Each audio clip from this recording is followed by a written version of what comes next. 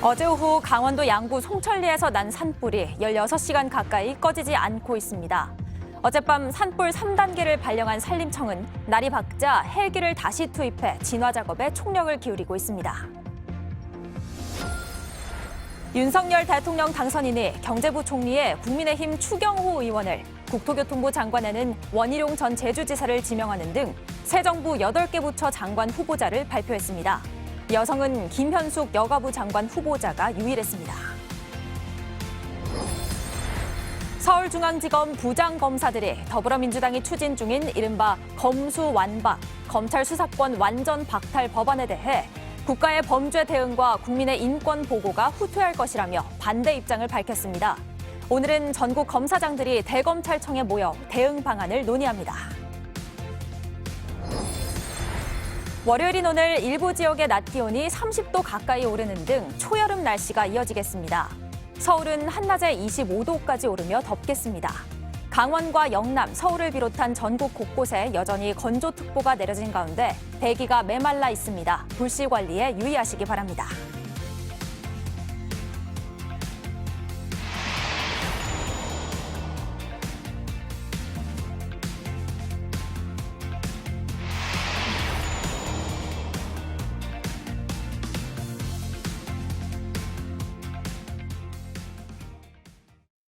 오직 당신을 위해 움직이는 우리는 팀 아웃백입니다.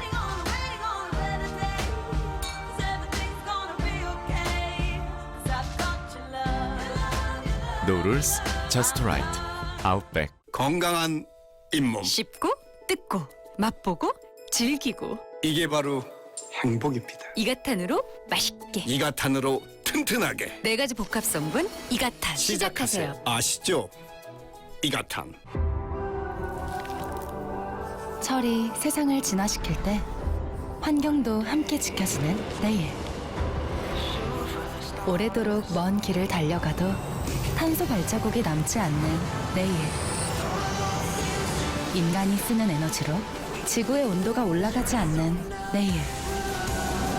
인류를 위한 지속 가능한 내일. 포스코가 만듭니다.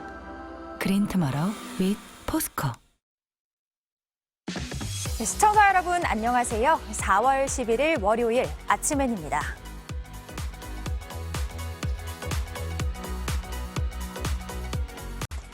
따뜻하고 포근한 봄 날씨지만 바람도 강하고 건조해서 주말 이틀 동안 30건 넘는 산불이 발생했습니다. 어젯밤 강원도 양구 송천리에서 난 산불은 16시간 가까이 꺼지지 않고 있는데요. 산림청은 산불 3단계를 계속 유지하고 있고 인근 마을 주민들에게는 한때 대피령이 내려지기도 했습니다.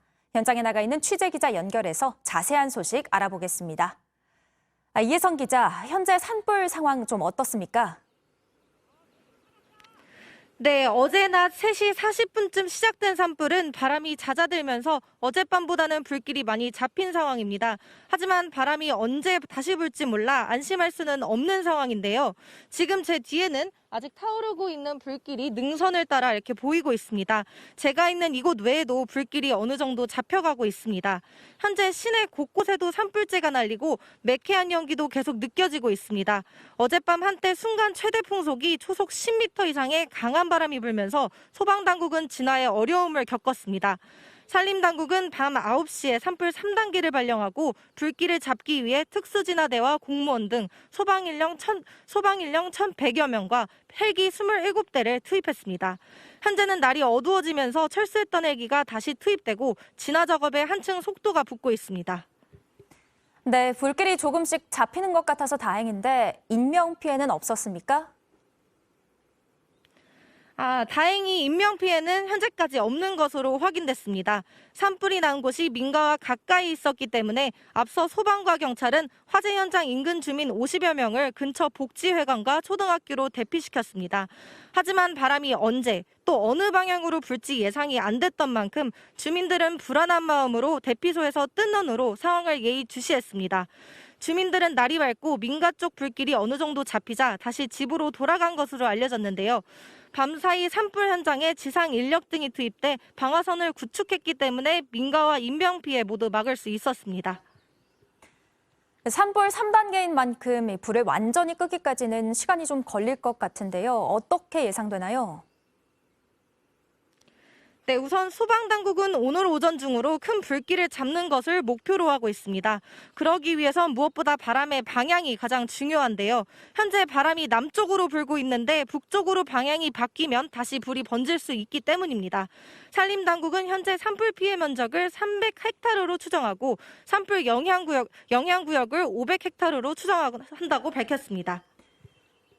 네, 마지막으로 어제 경북 군위에서도 산불이 발생했었잖아요. 다른 지역들 상황은 좀 어떻습니까?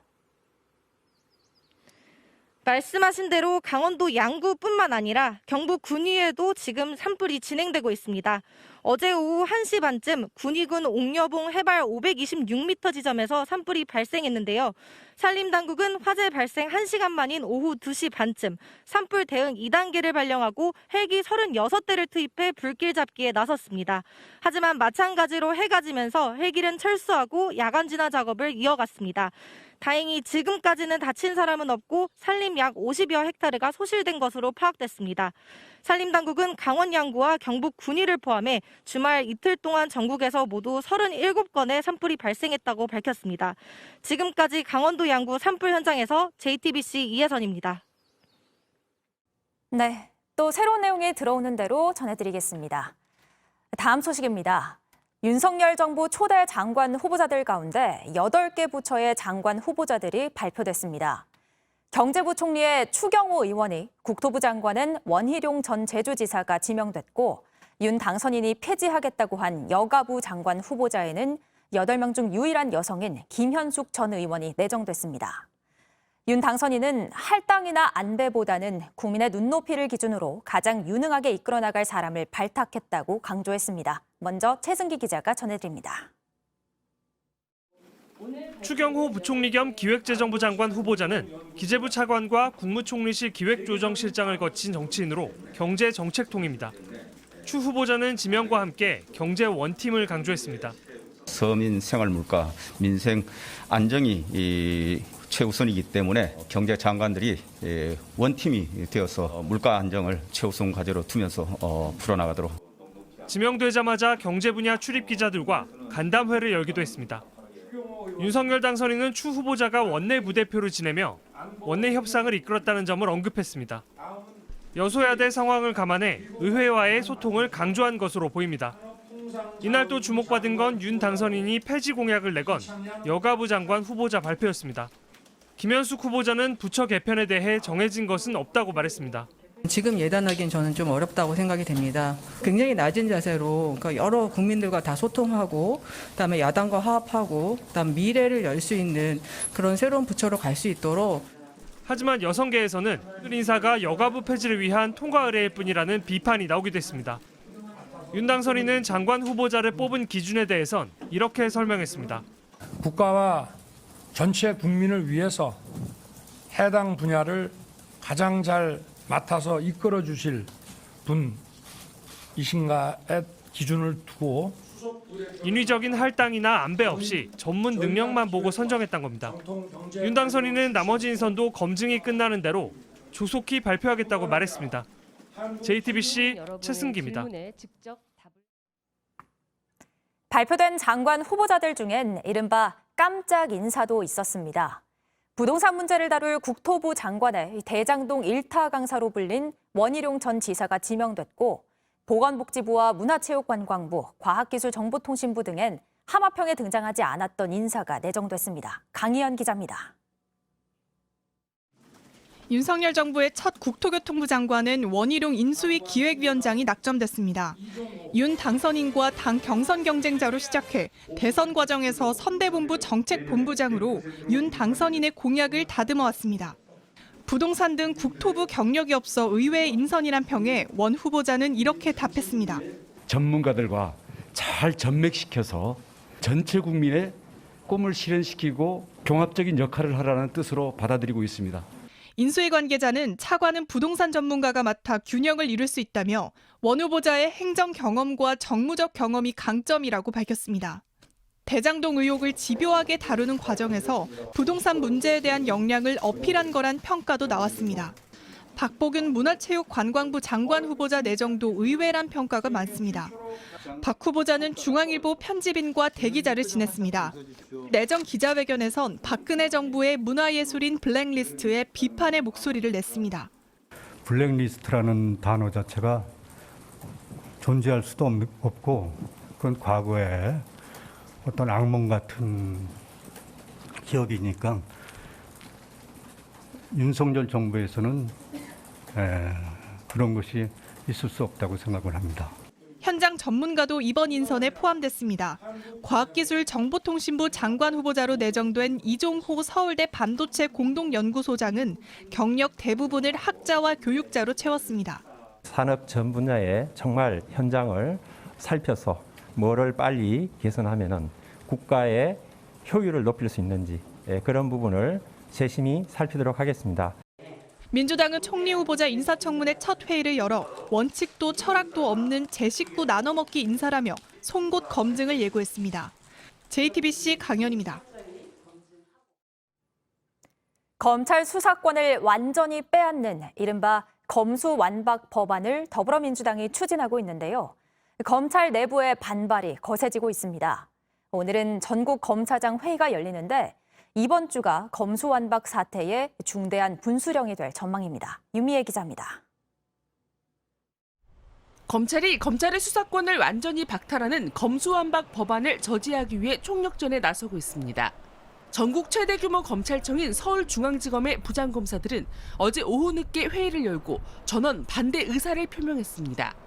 오늘 오전엔 김호수 검찰총장이 주재하는 전국 검사장 회의가 대검찰청에서 열립니다. 안건은 검찰 수사의 공정성과 중립성 확보 방안 마련인데 지난 8일 전국 고검장 회의에 이어 다시 반대 입장을 낼 예정입니다. 내일 열리는 민주당 의원총회에 대한 대응 성격도 있습니다. 민주당은 새 정부 출범 전에 검찰 수사권 박탈 관련 법안을 처리할지 여부를 내일 의원총회에서 결정할 예정입니다. 검찰은 대한민국 검찰 70년의 역사가 왜 검찰공화국, 정치 검사로 점철되었는지 스스로 돌아보길 바랍니다.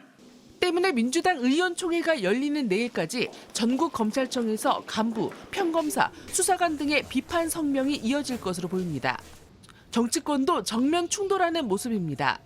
권성동 국민의힘 원내대표가 검수완박은 천인 공노할 범죄라고 나래세우자 민주당은 문재인 정부와 이재명 고문에 대한 표적 수사야말로 천인 공노할 범죄라고 맞받았습니다. 윤석열 대통령 당선인은 별도 입장을 내지 않고 거리를 두고 있는 가운데 조만간 인수위원회 차원에서 입장이 나올 것으로 보입니다. JTBC 유미입니다. 우크라이나 소식입니다. 러시아가 피난민들이 모인 기차역에까지 폭격을 가하며 민간인 학살을 멈추지 않자 중립 입장을 유지하던 나라들까지 등을 돌리고 있습니다. 하지만 이런 국제사회의 비난만으로는 푸틴의 폭주를 막을 수 없을 거란 지적이 나옵니다. 김혜미 기자의 보도입니다.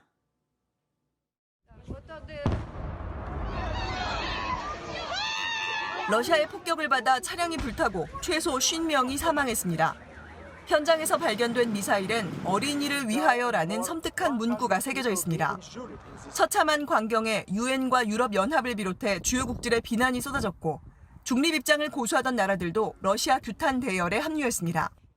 Desde luego no aceptamos la invasión de Rusia a Ucrania porque nosotros hemos padecido de invasiones. Nos invadieron los españoles.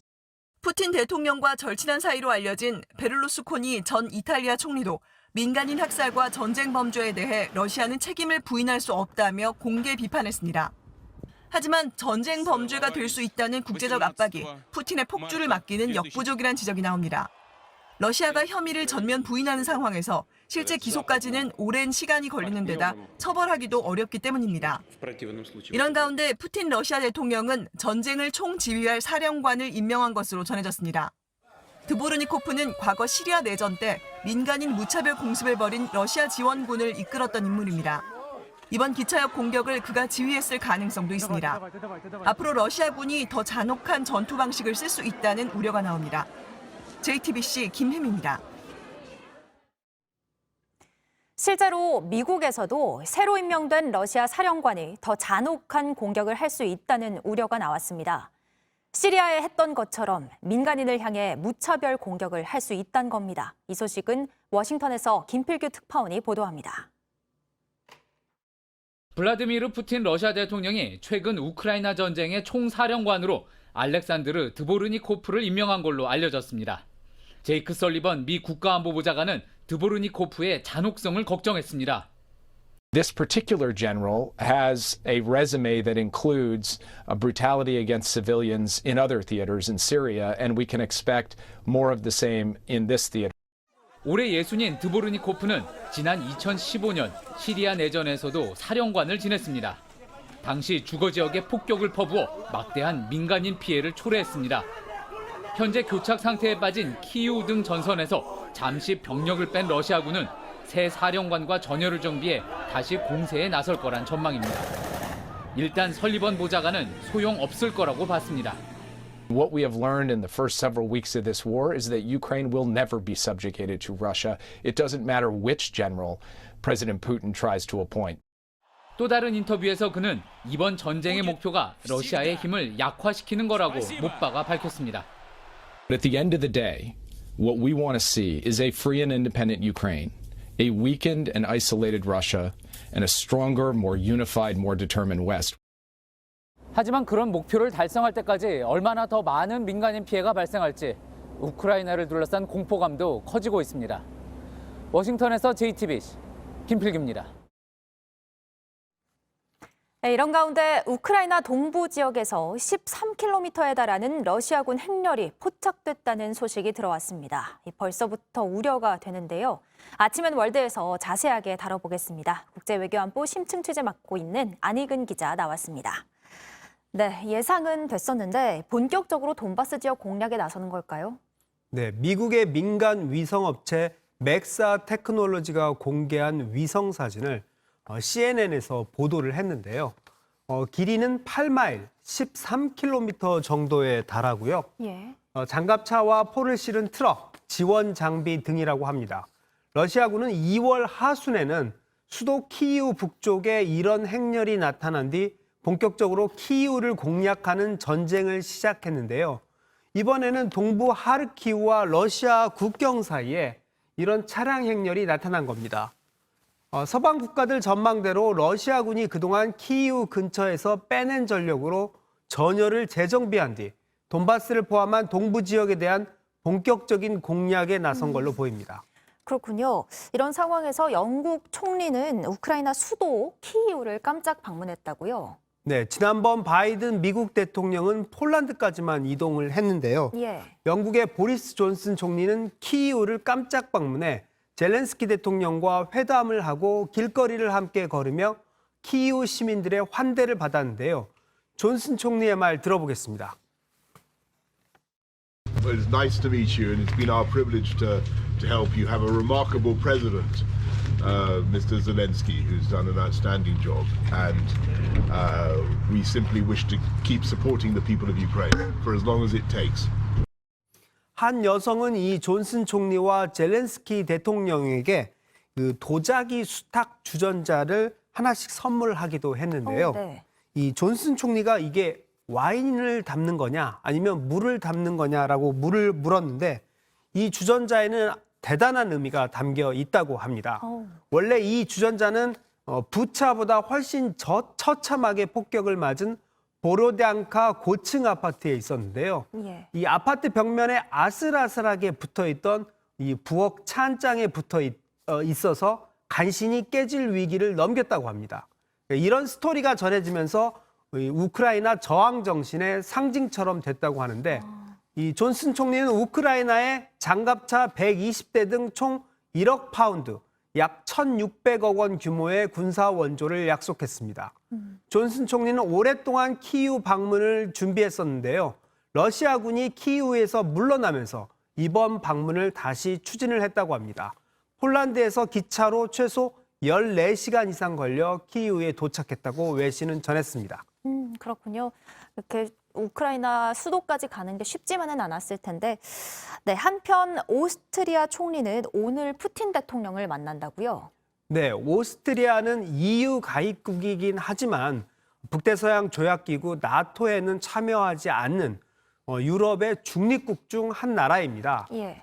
칼 레암머 오스트리아 총리는 자신의 소셜미디어에 11일 모스크바에서 푸틴 대통령을 만난다며 군사적으로는 중립이지만 인도주의 통로와 휴전, 전쟁 범죄에 대한 전면적인 조사가 필요하다고 강조했습니다. 현재 부차 민간인 학살 의혹 등이 제기되면서 평화협상은 다소 답보 상태에 처해 있는데요. 예. 전날 키이우에서 젤렌스키 대통령을 만난 오스트리아 총리가 이 푸틴 대통령을 만나서 어떤 중재 역할을 할 수 있을지 주목이 됩니다. 앞서 프란치스코 교황은 돌아오는 일요일 부활절 주간을 맞아 어리석은 전쟁을 끝내는 휴전에 들어가자는 제안을 내놓기도 했습니다. 좀 중재 역할을 잘 해줬으면 하는 바람이 있습니다. 네, 마지막으로 젤렌스키 대통령이 오늘 우리 국회에서 또 연설을 하죠. 네, 젤렌스키 대통령이 각국 의회를 돌면서 화상 연설을 하고 있는데요. 예. 오늘 연설이 24번째 연설입니다. 오늘 오후 5시부터 약 15분간 국회 도서관 대강당에서 진행할 예정입니다. 젤렌스키 대통령은 각국 상황에 맞는 맞춤형 연설을 하고 있는데요. 미국 의회에서는 진주만 공습과 9.11 테러를 소재로, 일본에서는 원전을 소재로 이야기를 풀어갔습니다. 우리나라는 아무래도 6.25 전쟁 경험이 있다 보니 어떤 연설을 내놓을지 더 주목이 되기도 합니다. 네, 여기까지 듣겠습니다. 안일근 기자였습니다.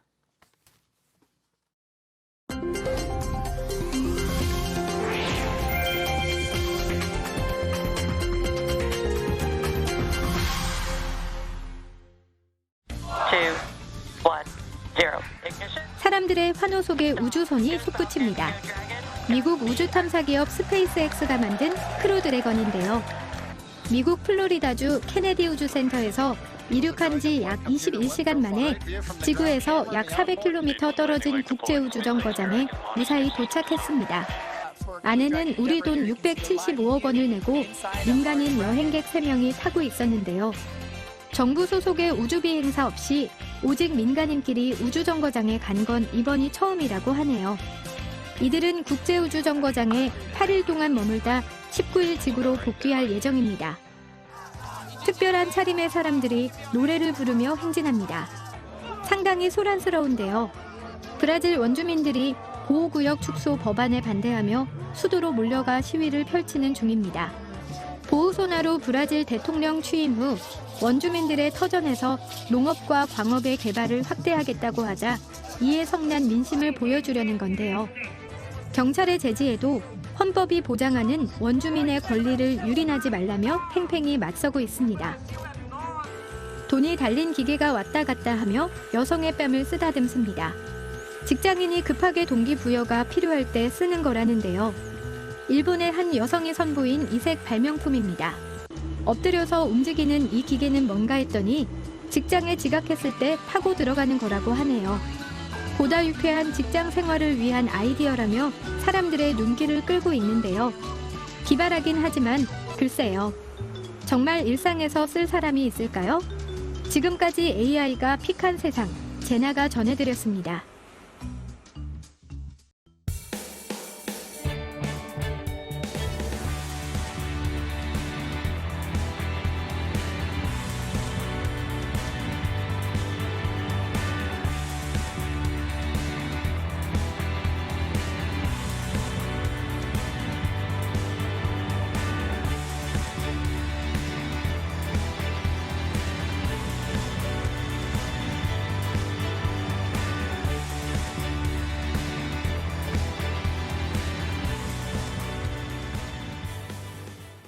코로나19 소식입니다.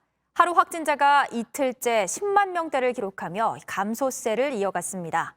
오늘부터는 선별진료소에서 신속항원 검사가 중단되고 일상으로 돌아가기 위한 오미크론 이후의 대응 방안도 이번 주에 발표됩니다. 마스크 착용을 제외한 대부분의 조치가 풀릴 걸로 보이는데요. 성화선 기자가 취재했습니다.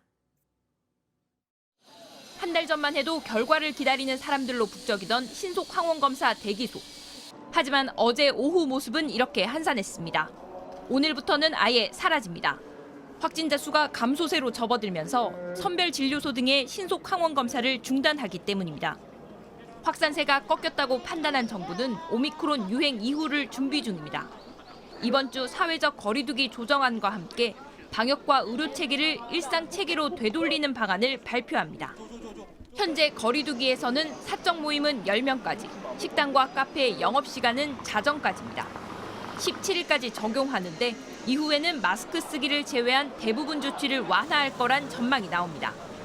다만 완화를 단계적으로 시행할 가능성은 남아 있습니다.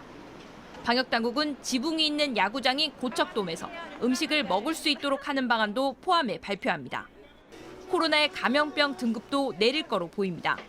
현재 1급인 걸 2급으로 내리면 의료진은 확진자를 발견해도 신고할 필요가 없습니다. 일부 치료비를 환자가 부담하거나 격리 기간이 줄어들 가능성도 거론됩니다. 다만 속도 조절은 필요하다고 지적합니다. 위중증 환자와 사망자는 크게 줄지 않았기 때문입니다. 사망자가 계속 많이 나오고 있잖아요. 고위험군 환자 관리가 안 되는 건데 그 부분을 좀 관리가 가능할 정도로 환자가 줄고 나서 본격적인 완화를 하는 게 훨씬 더 안전하다고 보는 거죠. 새 변이 변수도 있습니다. 이럴 경우 정부는 거리두기 등 비상체계를 다시 가동한다는 입장입니다. JTBC 성화선입니다. 외식 물가가 지난달 6% 넘게 오르며 23년 11개월 만에 가장 큰 오름폭을 보였습니다. 사람들이 자주 사 먹는 햄버거나 짜장면 등 안 오른 품목이 없는데요. 재료비부터 배달료까지 모든 게 오른 탓입니다. 정아람 기자입니다. 서울 상암동의 한 해장국집. 9,000원 하던 해장국 한 그릇 가격은 10,000원이 됐습니다. 급등한 음식 재료비 때문입니다. 재료비가 올랐어요. 그래서 어쩔 수 없이 재료값이 비싸다고 해서 조금만 드리기는 더 그렇잖아요. 그래서 가격을 올리고. 여기에 배달료도 인상되면서 외식 물가 전반 상승으로 이어진 겁니다. 정부 통계에 따르면 지난달 외식 물가는 1년 전보다 6.6% 올랐는데 23년 11개월 만에 상승폭이 가장 큽니다. 외식 조사 품목 39개 물가가 모두 올랐는데 그중 갈비탕이 가장 많이 올랐고 죽, 햄버거, 생선회도 지난해 같은 달보다 10% 이상 올랐습니다. 서민들이 간편 외식으로 많이 찾는 짜장면, 김밥, 치킨, 라면 등도 큰 폭으로 올랐습니다. 많이 올랐다고 생각되죠. 과일도 그렇고 채소도 그렇고 심지어는 소고기 같은 것도 굉장히 많이 올랐어요. 너무 비싸서 엄두를 못 내겠어요. 대통령직 인수위는 새 정부 경제 라인을 발표했습니다. 추경호 경제부총리 후보자는 물가 안정을 최우선 과제로 삼겠다고 밝혔습니다. JTBC 정아람입니다. 패션 쇼핑몰 1위 업체 무신사가 이른바 짝퉁을 팔았다는 논란이 뜨겁습니다. 검증된 쇼핑몰로 믿고 샀는데 가짜였다는 소식에 소비자들은 큰 충격을 받았습니다. 여기에 더해 무신사가 자신들이 공식 판매처에서 산 것도 짝퉁 판정을 받았다고 주장하면서 소비자들은 그럼 도대체 어디서 사야 하느냐며 혼란스러워하고 있습니다. 구혜진 기자입니다. 무신사가 판매한 티셔츠입니다. 제조사는 위조품으로 판정했습니다. 무신사가 이 제품을 팔기 시작한 건 지난해. 유명 브랜드 피어 오브 갓의 디자이너 제리 로렌조의 또 다른 브랜드 에센셜 제품으로 소개됐습니다. 젊은 층에서 폭발적 인기로 새 제품은 이미 완판돼 구경도 힘들던 때입니다. 그러던 중 개인 간 명품 거래 플랫폼 크림이 짝퉁 의혹을 제기했습니다. 이후 위조품 논란은 점점 더 번졌습니다. 인터넷 패션 플랫폼 무신사와 크림의 공방은 한 명이 죽어야 끝나는 데스매치, 멸망전으로 불려왔습니다. 이렇게 불리는 이유, 브랜드의 핵심 가치, 즉 영혼을 건 싸움이라서입니다. 무신사의 유통구조는 백화점과 거의 같습니다. 검증되지 않은 중간 도매상이나 개인 사업자 등 누구나 물건을 팔 수 있는 오픈마켓과 달리 무신사에는 브랜드 직영점만 입점할 수 있습니다. 입점하지 않은 브랜드는 무신사가 직접 매입해 판매해 신뢰도가 높았습니다. 크림은 정품 검증을 내세웁니다. 누구나 판매할 수 있는데 다만 물건을 소비자에게 보내기 전 크림을 무조건 거쳐갑니다. 전문 정품 감정을 거쳐 속을 일이 없다는 게 크림이 내세우는 강점입니다. 이 티셔츠가 정품이면 크림의 정가품 감정에 대한 믿음이 깨지고 이 티셔츠가 짝퉁이면 무신사의 정품 유통을 신뢰할 수 없게 됩니다. 누가 져도 치명상을 입습니다. 목숨을 건 총력전을 펼쳐온 이유입니다. 공식 판매처도 짝퉁을 판다는 충격적인 의혹. 무신사가 제기했습니다. 가품으로 판정받은 티셔츠는 공식 판매처 중 하나인 팍선을 통해 직매입했다는 게 무신사의 입장. 여기에 더해 다른 공식 판매처 에스센스에서 구매한 제품도 해당 브랜드가 짝퉁 판정을 했다고 주장합니다. 무신사는 증거 자료를 공개하지 않지만 이 주장이 사실이면 공식 사이트도 짝퉁을 팔거나 상표 소유 업체가 자사 제품의 정품 여부를 분간하지 못한다는 뜻입니다. 이쯤 되면 혼란은 소비자 몫입니다. 취재진이 사실관계 파악에 나서자 공식 판매사 에스센스는 브랜드에서 직접 조달한 정품만 판다며 허위 주장이라고 일축했습니다. 또 한국에서 벌어지는 이 논란을 심각하게 받아들이며 조사에 착수하겠다 밝힌 만큼 이 공방의 최종 진실이 드러날지 주목됩니다. JTBC 구혜진입니다. 라스베이거스에서 방탄소년단의 공연이 이어지고 있지요. 그런데 기자 간담회에서 공연만큼이나 주목받은 게 있었습니다. 바로 병역 문제였는데 어떤 이야기가 오고 갔는지 라스베이거스에서 정재호 기자가 전해드립니다.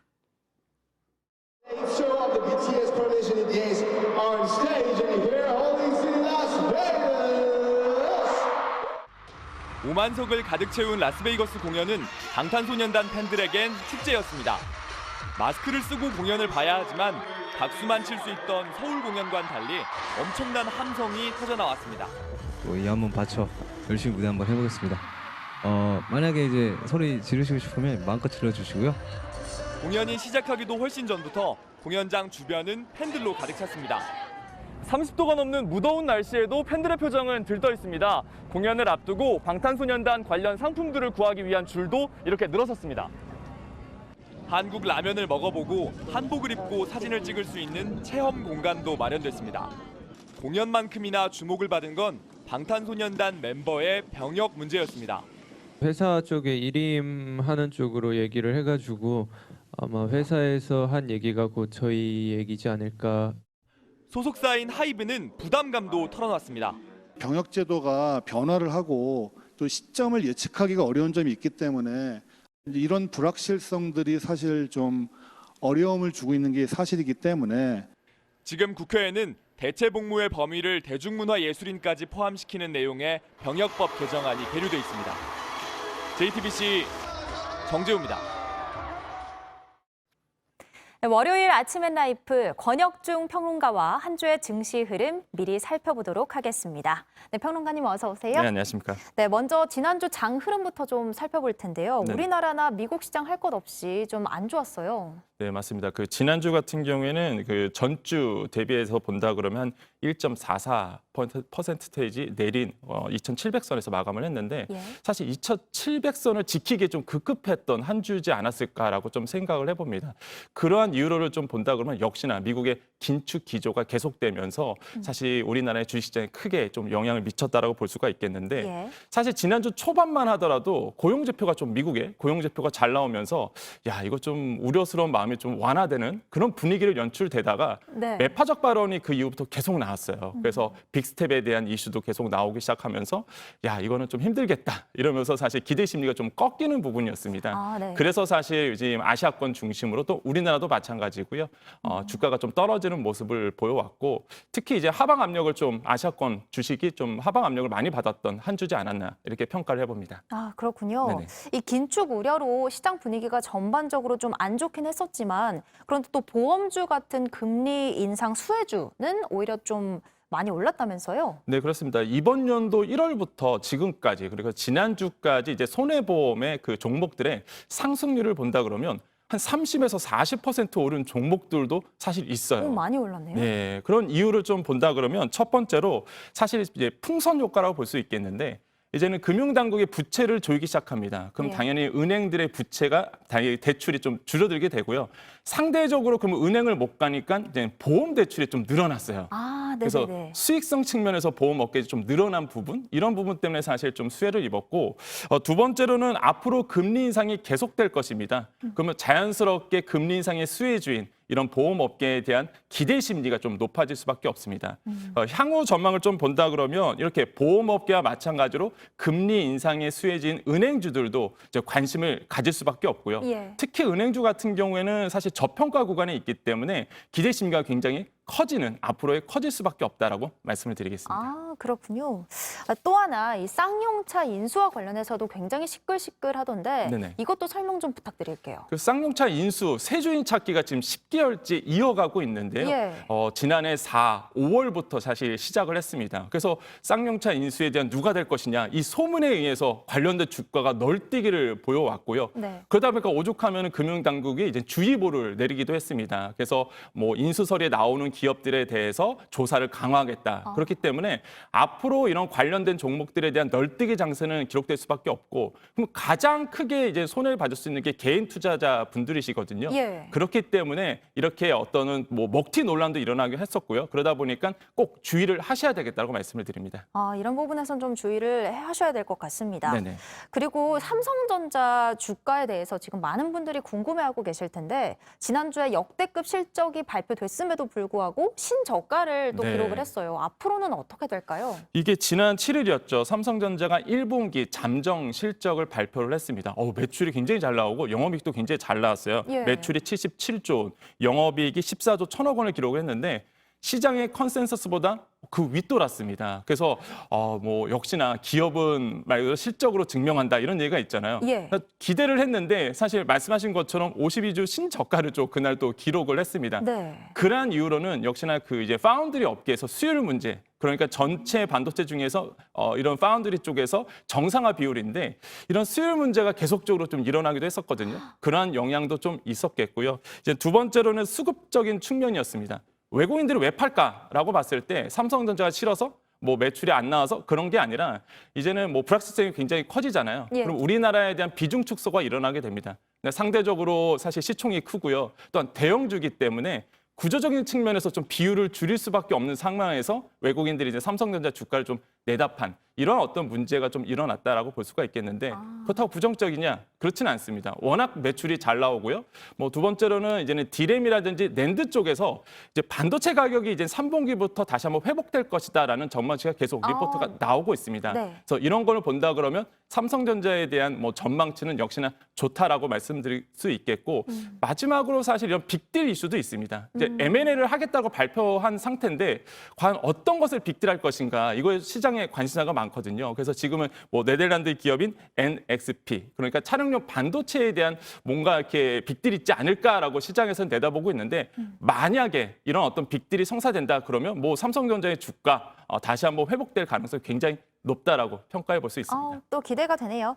그럼 이번 주 관심 있게 지켜봐야 할 일정 짧게 소개 부탁드립니다. 네, 미 연준이 이제 긴축 우려도 여전히 계속되고요. 특히 중국의 이제는 봉쇄 정책도 이번 한 주도 영향을 줄 것으로 보고 있는데 특히 이번 주에서 관심 있게 보셔야 될 게 미국의 소비 여력이 소비 지표가 이제 발표가 되잖아요. 그래서 소비 여력을 다시 한번 확인할 수 있고 특히 14일에 이제 금통위가 열립니다. 이 회의 때 금리가 과연 동결이냐?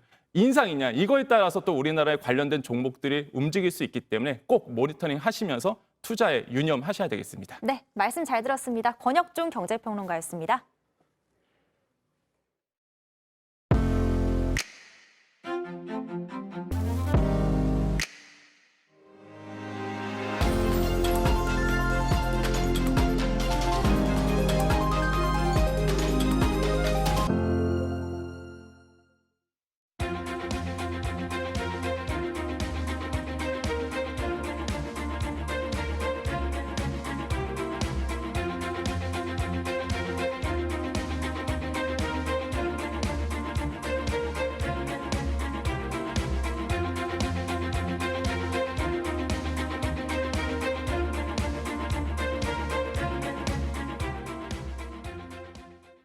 네, 강원도 양구 산불 현장 다시 한번 연결하겠습니다. 16시간 동안 불이 완전히 꺼지지 않고 있는데요. 현장에 이혜선 기자가 나가 있습니다. 이혜선 기자, 현재 진화 작업이 한창이죠? 네, 여전히 산불 진화 작업은 계속되고 있습니다. 오전 6시부터 밤사이 철수했던 진화헬기들이 다시 모습을 드러냈는데요. 밤새 비탈길에서 타올라 지상 인력으로 끄기 어려웠던 불길이 잡힐 것으로 예상됩니다. 지금 제 뒤에 30분 전 타오르고 있던 불길은 어느 정도 잡힌 상황인데요. 지금은 진화됐지만 한때 민가 근처로도 이렇게 불이 번지는 상황이 발생하면서 일부 주민들은 화재가 번지는 것을 막기 위해 집에 있는 스프링클러를 동원해 산길에다 뿌리기도 했습니다. 소방은 오늘 오전까지 큰 불길을 잡는 것을 목표로 하고 있습니다. 어제와 달리 바람이 강하지 않아 다행인데요.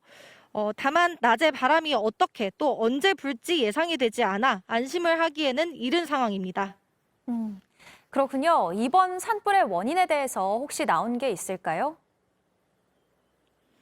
네, 산림당국은 이번 화재가 인근에서 자영업을 하는 50대 남성이 쓰레기를 태우다가 발생한 것으로 보고 있다고 전했습니다. 현재 양구경찰서는 이 남성을 상대로 진술까지 확보했다고 전했는데요. 경찰은 이 남성을 상대로 화재 경위를 조사하는 한편 불길이 진압된 뒤 현장 감식을 진행할 예정이라고 합니다. 지금까지 강원도 양구 산불 현장에서 JTBC 이혜선입니다. 월요일인 오늘은 일부 지역의 낮 기온이 30도 가까이 오르는 등 초여름 날씨를 보이겠습니다. 서울과 대구가 25도, 대전은 28도로 예상되고 경북 상주의 수은주는 30도까지 오르겠습니다. 제주도와 남해안 일부 지역에는 5mm 미만의 비가 내리겠지만 그 밖에 전국 대부분 지역에는 여전히 건조특보가 내려져 있어 산불 나지 않도록 각별히 주의하셔야겠습니다. 초여름 날씨는 내일까지 이어지는 가운데 수요일인 모레부터는 전국에 비가 내리면서 더위가 조금 누그러지겠습니다.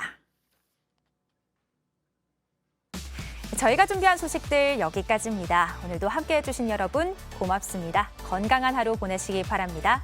아침엔 JTBC